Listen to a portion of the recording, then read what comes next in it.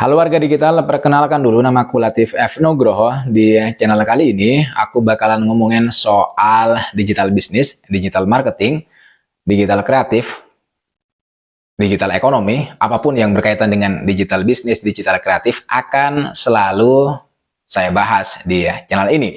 Jadi bagi kalian yang berkenan, silakan kalian subscribe terlebih dahulu dan jangan lupa nyalakan juga notifnya. Warga digital yang berbahagia, kalau kita perhatikan saat ini pola interaksi, pola konsumsi masyarakat sebagian besar itu sudah dilakukan melalui atau dalam jaringan internet. Bahkan kita sudah juga menggantungkan hidup kepada jaringan digital.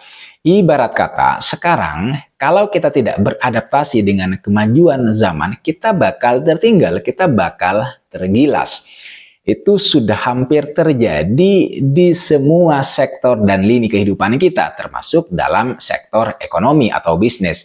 Bisnis hari ini itu sudah dilakukan melalui jaringan digital. Bisnis yang dibangun dalam jaringan digital ini itu disebut dengan bisnis online atau digital bisnis.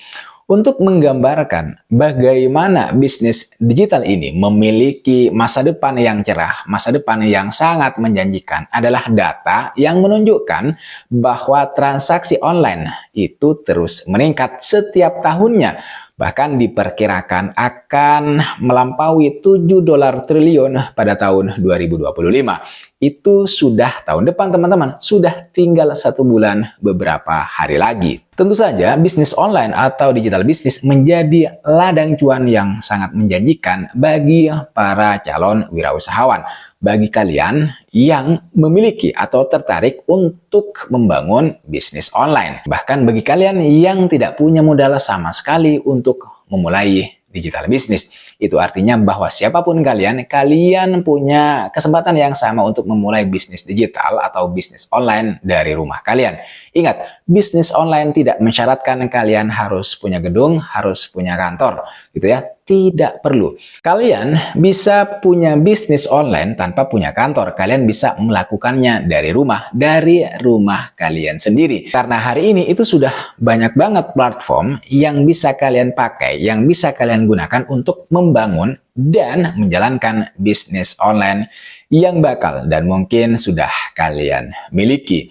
Nah, buat kalian yang ingin memulai bisnis online, digital bisnis yang sukses tapi belum tahu caranya gimana, berarti kalian ketemu dengan konten yang tepat. Karena di konten kali ini, aku bakalan ngomongin caranya ya, belajar bisnis online, bisnis digital dari nol. Tentu saja bisnis digital yang sukses. Secara garis besar teman-teman, apa yang bakal aku omongin, aku bahas di konten kali ini adalah cara yang praktis. Cara yang bisa kalian praktikkan dari rumah untuk bisa membangun atau mendirikan bisnis online. Termasuk ide bisnis online yang terbaik yang bisa kalian dirikan gitu. Jadi sebenarnya apa yang perlu kalian persiapkan terlebih dahulu untuk membangun bisnis online?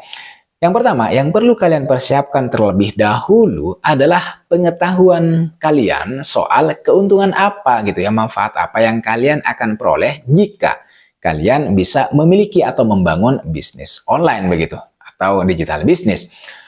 Warga digital yang berbahagia, untuk belajar bisnis online dari nol terutama, sebagaimana judul video yang ada hari ini yang kalian tonton ini, adalah bahwa pertumbuhan industri e-commerce itu termasuk yang paling stabil dalam beberapa tahun belakangan ini.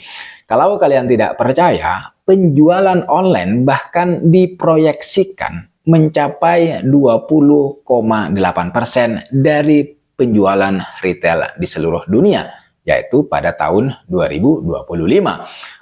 Berkat apa ya? Berkat meningkatnya tren belanja online.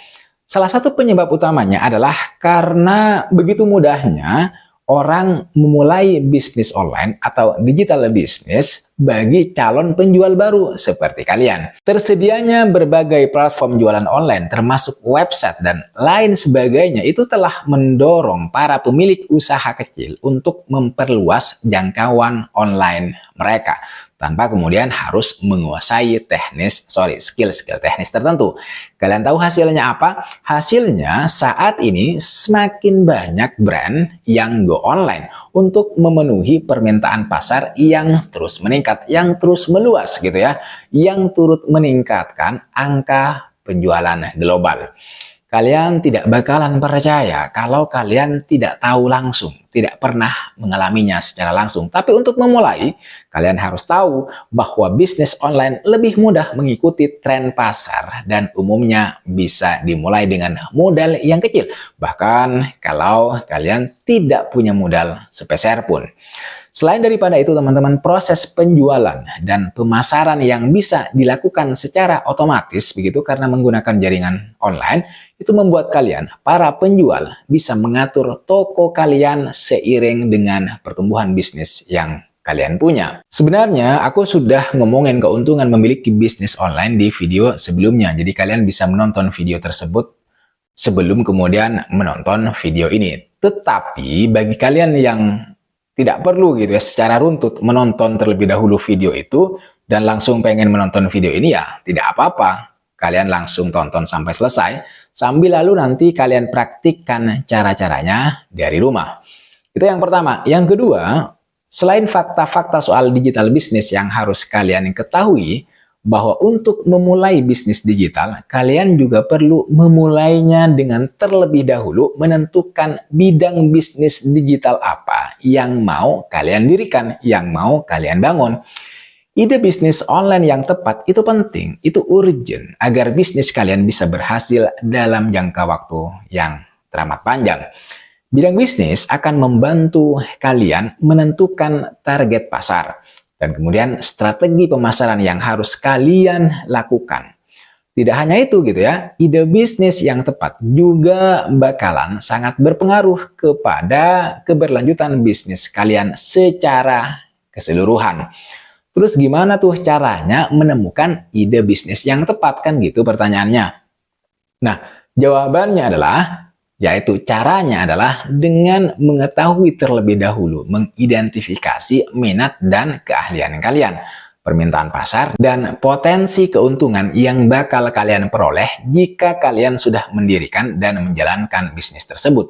Selanjutnya, selaraskan kalian punya ide bisnis dengan kebutuhan para pelanggan untuk memastikan bisnis kalian menawarkan manfaat yang jelas gitu ya, yang gamblang, serta membantu kalian membangun kredibilitas. Melakukan hal-hal yang disukai, yang kita cintai, yang kita sukai, itu akan membantu kalian untuk tetap termotivasi dan kemudian bisa menemukan inovasi terbaru. Kalau kalian suka olahraga, kalian misalnya bisa tuh membangun bisnis online dalam bidang olahraga. Atau kalau kalian suka membaca buku, kalian juga bisa tuh menjual ya buku-buku secara online. Ada banyak ide bisnis terutama yang bisa kalian kembangkan di sekitar kalian. Nah, selain menentukan ide bisnis, hal berikutnya yang juga kalian harus ketahui, yang kalian harus perhatikan adalah riset pasar. Mengumpulkan data-data tentang calon pelanggan dan kompetitor untuk menilai permintaan pasar dan tren industri utamanya. Riset pasar online itu bakal membantu kalian, membantu kita semua untuk menyesuaikan produk atau layanan yang kita punya untuk memenuhi kebutuhan target pasar dan agar tetap bisa bertahan ya, agar bisnis kita tetap bisa bertahan di dalam ketatnya persaingan. Karena hari ini banyak dari kita yang begitu mudah untuk membangun dan menjalankan bisnis online, tapi juga begitu mudah, begitu cepat bisnis online tersebut gulung tikar. Karena ya tadi alasannya ya, karena bisnis yang kita punya tidak bisa bersaing dengan bisnis-bisnis serupa yang baru muncul. Oleh karena itu, agar hal seperti itu tidak terjadi, kalian harus melakukan riset pasar. Caranya bagaimana? Caranya misalnya kalian bisa melakukan survei atau menyebarkan kuesioner. Ini kalian harus lakukan untuk mengidentifikasi preferensi calon pelanggan, masalah utama yang mereka biasanya hadapi, serta faktor-faktor yang mempengaruhi keputusan pembelian mereka. Ini kalian harus lakukan. Kalian juga bisa melakukan analisa kompetitor. Apa sih maksudnya? Yaitu mencari tahu keunggulan, kelemahan, strategi harga, serta penawaran produk dari bisnis lain untuk mengidentifikasi kesenjangan pasar. Dan yang terakhir, dalam aspek riset, kalian juga bisa melakukan riset sosial. Tujuannya apa? Tujuannya adalah untuk memperoleh informasi terbaru tentang seputar tren, sentimen pelanggan, dan kebutuhan yang muncul di bidang bisnis kalian dari jejaring sosial atau forum. Selanjutnya, kalian juga harus menentukan target pasar kalian dengan menggunakan tool analisis, misalnya seperti Google Analytics, kemudian Facebook Insights, atau platform riset kata kunci. Data ini bisa membantu kalian, teman-teman sekalian, memahami perilaku belanja online, kemudian volume permintaan atau volume pencarian, demografis, serta minat audiens. Itu adalah langkah-langkah yang perlu kalian perhatikan, yang perlu kalian lakukan begitu untuk melakukan riset pasar demi bisnis online yang kalian punya. Berikutnya, teman-teman, yang tidak kalah penting, yang tidak kalah urgent setelah 2 step sebelumnya yang sudah saya jelaskan, kalian perlu mengembangkan unique value proposition atau proposisi nilai unik. Apa sih maksudnya begitu ya? Maksudnya adalah kalian harus mengembangkan proposisi nilai unik atau pernyataan yang menjelaskan tentang manfaat penawaran yang kalian punya. Bagaimana kalian akan membantu pelanggan untuk memenuhi kebutuhan mereka, serta apa yang membedakan produk atau layanan yang kalian punya dengan bisnis yang lain begitu. Nilai ini membantu calon pelanggan terutama untuk memahami mengapa mereka pada akhirnya harus memilih brand kalian dibanding dengan brand-brand yang lain yang sudah ada. Nah, sekarang yang menjadi pertanyaan, untuk membuat unique value proposition itu gimana caranya kan gitu? Caranya untuk membuat unique value proposition, terutama unique value proposition yang menarik, kalian harus memperhatikan beberapa hal. Pertama, unique value proposition itu harus mengandung kebutuhan pelanggan, yaitu bahwa produk atau layanan yang kalian punya itu bisa mengatasi masalah target pasar gitu. Kemudian yang kedua, mengandung manfaat khusus, yaitu di mana kalian harus menentukan hal-hal yang menjadi keunikan produk atau layanan yang kalian punya, serta keunggulan apa gitu ya dibandingkan dengan bisnis pesaing. Kemudian yang ketiga, unique value proposition itu harus mengandung kredibilitas dan kepercayaan. Itu penting. Termasuk dalam hal ini adalah dukungan, sertifikasi, atau rekam jejak yang baik untuk membantu pelanggan membangun kepercayaan mereka. Kemudian yang kelima, unique value proposition kalian itu harus mengandung hubungan emosional. Maksudnya bagaimana? Maksudnya adalah kalian harus menceritakan begitu keuntungan dan pengalaman pribadi yang bisa dirasakan dari produk atau layanan kalian dengan memanfaatkan hal-hal yang memotivasi keputusan pelanggan. Itu harus kalian lakukan. Jadi teman-teman, itulah setidaknya beberapa hal mendasar yang harus kalian pelajari, yang harus kalian pahami, dan juga harus kalian praktikkan begitu untuk melakukan atau untuk membangun bisnis online yang berhasil. Dan yang terutama bisa bertahan dari para pesaing yang terus bermunculan. Jadi belajar bisnis digital dari nol itu isinya adalah ya pengetahuan bagaimana sebenarnya mindset yang harus kita rubah mengenai cara membangun bisnis online. Serta yang paling penting adalah tergerak terlebih dahulu. Artinya untuk mengeksekusi. Kadang-kadang banyak dari kita memiliki niat, memiliki rencana untuk membangun bisnis online, tetapi selalu kosong dalam tindakan. Tapi yang terpenting adalah selaras gitu ya, antara niat, antara ide dengan tindakan. Ide yang sudah ada, rencana yang sudah kita bangun itu harus dieksekusi menjadi kenyataan. Aku kira itu yang bisa aku bahas dan aku bisa share ke kalian semua.